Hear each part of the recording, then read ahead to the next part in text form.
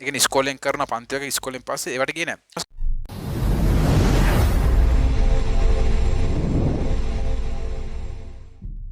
Nanga higher how many writing ප්‍රශ්න බලමු කියලා last week you couldn't participate the after school classes organized by the school. හරි මේක තේරුම් ගන්න අවශ්‍යයි. මේ කියන්නේ ගිය සතියේ ඔයා සහභාගී වුණේ නැහැ. ඔයාගේ පාසලේ පාසල් කාලෙන් පස්සේ පවත්වන පන්ති වලට.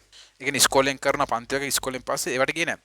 Write a note of excuse to your class teacher. ඔයාලා ලියන්න නිදහසට කාරණා සඳහන් කරපු පණිවිඩයක්, කෙටි පණිවිඩයක් ඔයාගේ පන්ති බර ගුරුතුමියට. ඒතර කතාව තේරුම් ගන්න මේ කියන්නේ ඉස්කෝලේ තියෙන පන්ති ඉස්කෝලෙන් පස්සේ සාමාන්‍ය ඉස්කෝලේ අවසන් කරන වෙලාවට පස්සේ ඒවට ගිය සතිය වගේ නෑ. හරි එකත් එක්කන mention the reason for not attending.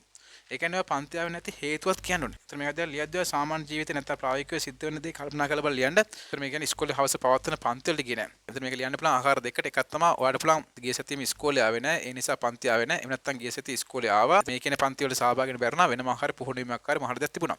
ඒතර ඔය දෙක එකක් ලියන්න පුළුවන්. කල්පනා කරලා බලන්න ලියන්න තමයි තියෙන්නේ. ඒතර මේ ආකාරයට පටන් ගන්න කලින් පොඩ්ඩක් කල්පනා කරලා බලන්න මොකක්ද ලියන්නේ කියන එක. ඒතර මේක රයිටින් ප්‍රශ්න කරද්දී ඔයාලට අවශ්‍ය කරන අවශ්‍ය නිර්මාණශීලීත්වයක් ඒ වගේම තමයි ප්‍රායෝගික සැබෑලියක මේ වගේ දෙයක් වෙන්නේ කොහොමද කියන එක. ඒ වගේ දේවල් ගලපලා ලියන්න තමයි තියෙන්නේ. ඒකටත් අනිවාර්ය පුහුණුවක් අවශ්‍ය කරනවා. ඒ වගේ තමයි අනිවාර්යෙන් අවශ්‍ය කරන මේ රයිටින් ප්‍රශ්න උත්තර. ඔයාලට මේ රයිටින් ප්‍රශ්න උත්තර හරියට බලා ගන්න පුළුවන් නම් ඒවා අධ්‍යයනය කරන්න පුළුවන් ලකුණු ගන්න පුළුවන්. විශේෂයෙන් රයිටින් ප්‍රශ්න කියන එක ලකුණු ගොඩක් කට්ටිය ගන්න නැති ප්‍රශ්න. ඒකට කරන්න ඕන දේ තමයි අනිවාර්යෙන් හරි උත්තර කියවන එක.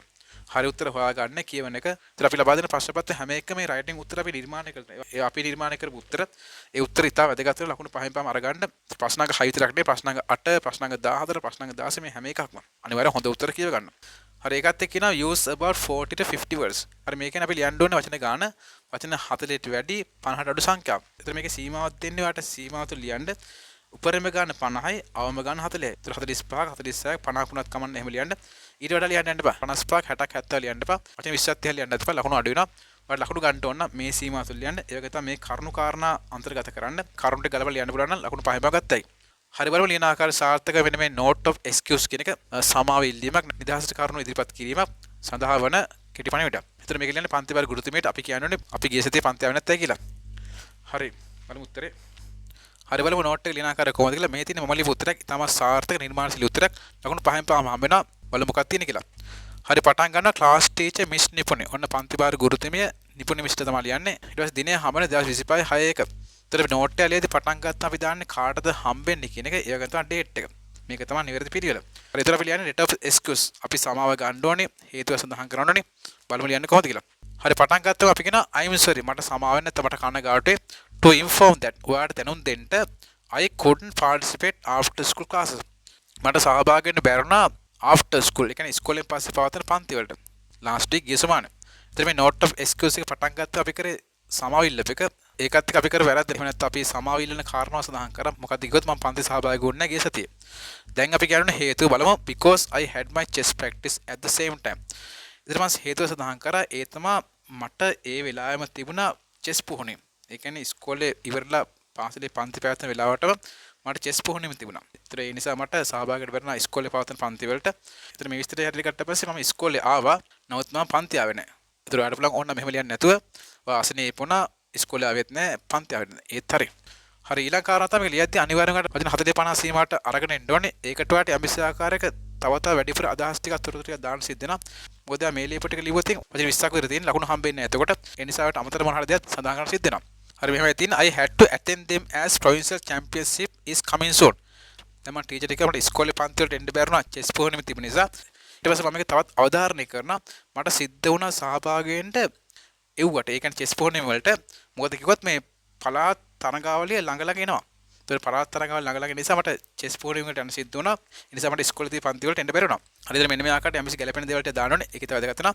ඒ වගේම කියනවා from this week I will join classes as I change my chess practice time.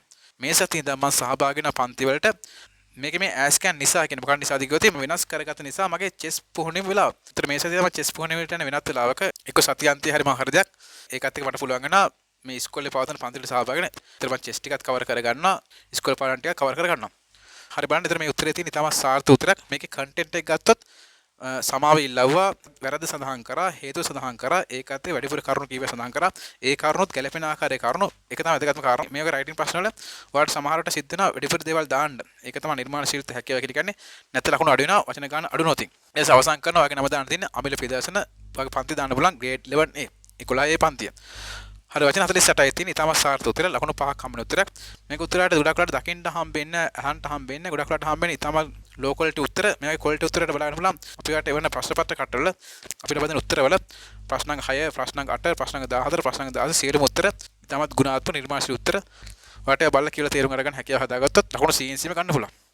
මේක රයිටින් ප්‍රශ්න කොච්චර ලිව්වත් කොච්චර ඉගෙන ගත්තත් පාඩුවක් නැහැ. මොකද හේතුව වගේ A පාස් එක B පාස් C පාස් එකට ප්‍රධානම හේතුව රයිටින් ප්‍රශ්න. හරි අනිවාර්යෙන් රයිටින් ප්‍රශ්න කවර් කරන්න හොඳ හැකියාවක් හදාගන්න.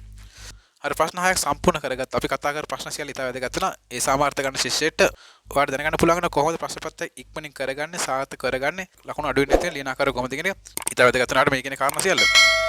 හරි ඒකත් එක්ක ප්‍රශ්න පත්‍රයේ ප්‍රශ්න 7 බලමු. 7 වෙනි ප්‍රශ්නේ හම්බෙන්නේ විස්තරයක් තමයි ටිකක් පස්වෙනි ප්‍රශ්නේ වගේ බලමු මොකක්ද හම්බෙන්නේ කියලා.